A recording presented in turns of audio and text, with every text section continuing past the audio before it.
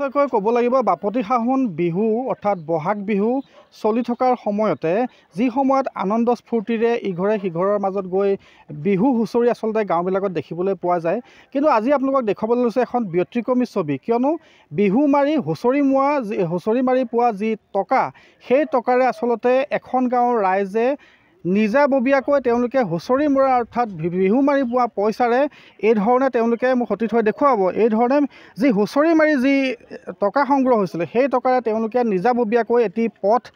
মেৰামতি কৰিছে। কিয়নো এই পথটো হৈছে যোৰহাটৰ ২ নং বামুণ গাঁৱৰ যি বাঢ়ৈ চুকৰ পৰা জানপৰীয়া যি সংযোগী যি পথ, সেই পথছোৱা আচলতে এই ধৰণে এইসকল মহিলা ওলাই আহিছে আৰু এইসকল মহিলা এই ধৰণে হাতত কোৰ তুলি লৈছে, বেলচা তুলি লৈছে আৰু নিজাববীয়াকৈ আচলতে বিহু মাৰি যি পোৱা সাঁচতীয়া যি টকা আছিলে, যি অৰ্থ সংগ্ৰহ হৈছিলে গাঁওখনত, সেই বিহু মাৰি পোৱা টকাৰে তেওঁলোকে এই ধৰণে চেণ্ড গ্ৰেভেল এই ধৰণে আনিছে, যাতে বাৰিষাৰ বতৰ আহি আছে, যাতে বৰষুণত যাতে ৰাস্তাটো বিধ্বস্ত নহওক। কিয়নো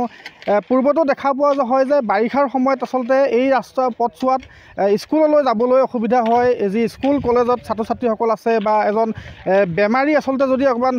তেওঁলোকৰ চিকিৎসালয় নিয়াটো আচলতে তেওঁলোকৰ অসুবিধাৰ সৃষ্টি হয়। কিয়নো এই পথছোৱা আচলতে যি কেঁচা পথ আৰু ইতিমধ্যে তেওঁলোকে বহুত প্ৰশাসনৰ লগত তেওঁলোকে কথাও পাতিছিলে, কিন্তু তাৰপিছতো তেওঁলোকে আচলতে কোনো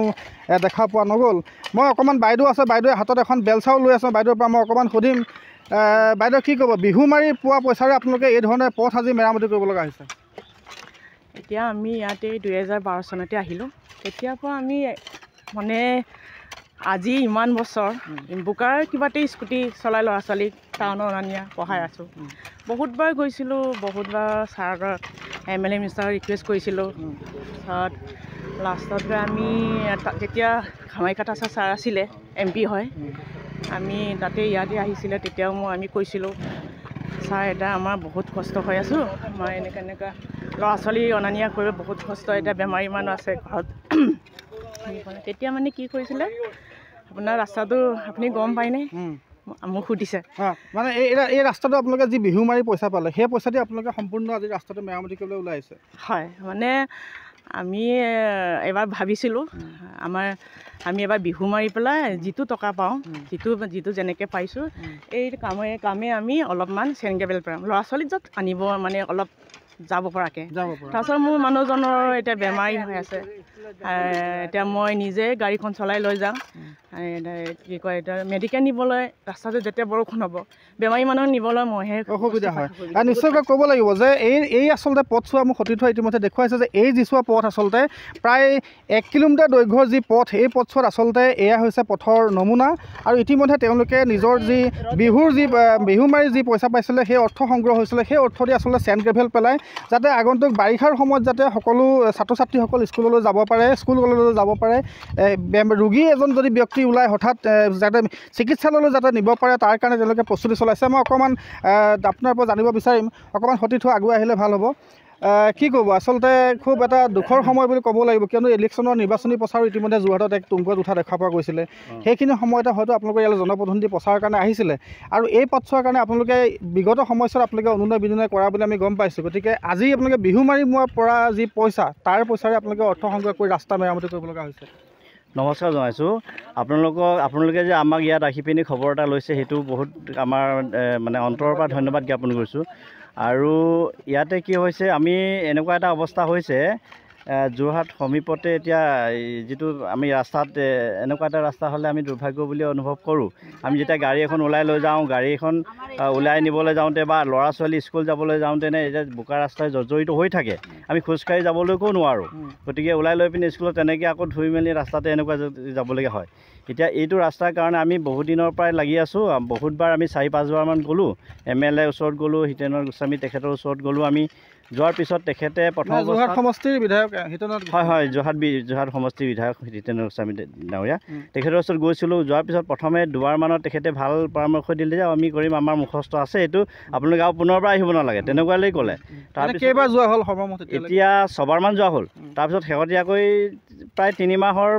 মানে শেষত লাষ্ট টাইম 3 মাহৰ প্ৰায় 3 মাহৰ মূৰত গ'লোঁ গৈ পিনি তেতিয়া তেখেত আকৌ এটা কথা ক'লে শেষৰ বাৰত ক'লেগৈ যে এইটো আমাৰ এইটো সমষ্টি যিটো 2 নং বামুণগাঁও সমষ্টি এৰিয়াটো আমাক তিয়ক সমষ্টিত পৰিছে গতিকে সেইটো কাম কৰি এইটো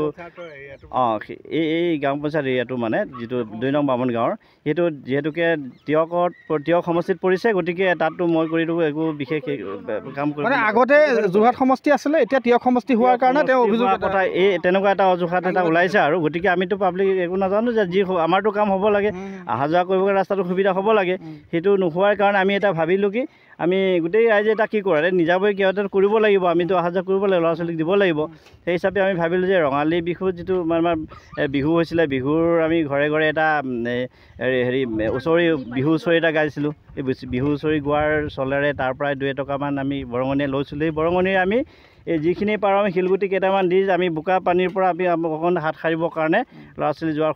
পথটো অলপ সুচল কৰাবৰ কাৰণে চেষ্টা কৰি পিনে আমি এইকেইটা নিশ্চয় আচলতে ক'ব লাগিব যে বিহু মাৰি আচলতে বহাগৰ বতৰত তেওঁলোকে সদায় বিহু মাৰি হুঁচৰি তেওঁলোকে শেষত অন্ততঃ এটা খানা খোৱা হয় সেই খানাও ইতিমধ্যে খোৱা নাই তেওঁলোকে কৈছে যি অৰ্থ আমাৰ সংগ্ৰহ হৈছে সেই অৰ্থই যে ৰাস্তাৰবোৰ যাতে মেৰামতি হওক তাৰ কাৰণে আচলতে এইসকল লোক ওলাই আহিছে শেষত মই দাদা আপোনাৰ পৰা জানিম চৰকাৰৰ প্ৰতি আপোনালোকৰ কি আহ্বান জনাব অকণমান আগুৱাই আহিব লাগিব হয় এতিয়া চৰকাৰক এইটোৱে আহ্বান জনাম যে আমাক এইটো অৱস্থাৰ পৰা যাতে উদ্ধাৰ কৰে আমি আগতে যি নহওক এতিয়া চৰকাৰৰ ওচৰত আমি ভালকৈ তেখেতলোকে যদিও বিভাগীয় ফালৰ পৰা বা চৰকাৰৰ ফালৰ পৰা একো ব্যৱস্থা গ্ৰহণ কৰা নাই যদিও এই আপোনালোকৰ যোগেদি যাতে তেখেতসকলে অলপ আমাৰ এই অসহায় ব্যক্তিসকলক যাতে উদ্ধাৰ কৰি পিনি আমাক সকলোৰে লগত সমানভাৱে যাবৰ কাৰণে মানে সহায় কৰিবলৈ আচলতে সহায়ৰ হাত আচলতে বিচাৰিছে চৰকাৰক আচলতে সহায়ৰ আহ্বান কৰিছে যে আচলতে এইসকল যি ইয়াত শতাধিক লোক আছে বুলি ক'ব লাগিব কিয়নো ইয়াত প্ৰায় 100ৰো অধিক এখন গাঁও আৰু প্ৰায় 1500-2000ৰো অধিক এটা অঞ্চল আচলতে সাঙুৰি লৈছে এই অঞ্চলটোতে আৰু মোক সতীৰ্থই দেখুৱাইছে এয়া হৈছে আচলতে যি বাট পথৰ নমুনা আৰু ইতিমধ্যে ডাম্পাৰে তেওঁলোকে এতিয়ালৈকে 1 ডাম্পাৰ পেলাই গ'ল আৰু ডাম্পাৰ ইতিমধ্যে আহি আছে আৰু এই ধৰণে গোটেই যি গাঁৱৰ আচলতে পথছোৱা এই ধৰণে নিৰ্মাণত তেওঁলোকে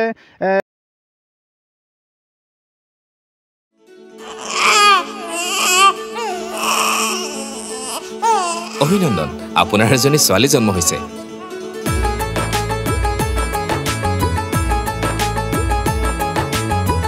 লাহি পাহি এজনী পৰি